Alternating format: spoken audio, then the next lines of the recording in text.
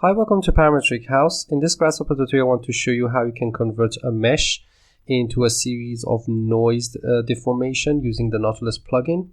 As you can see here, we can change the length, which is going to be the resolution of the mesh we're going to use, the maximum deflection.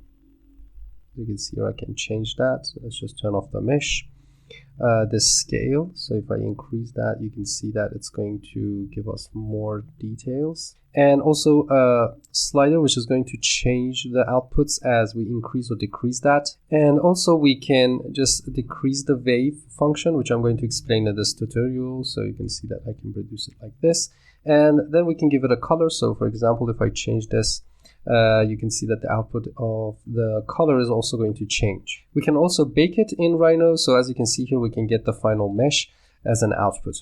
Okay, let's get started from scratch and just use a simple mesh as an input. I've used this mesh, so I'm going to go to the Parameters menu, Geometry, and use the mesh as an input. Right click and set one mesh, and also internalize it, so we will have this in the Grasshopper example file. Okay, after installing the Nautilus plugin, you can see that we have it here. And what I want to do is to use the mesh tools here. The most simple thing we can do here is to have a noise on mesh. So I'm going to produce a noise on the mesh.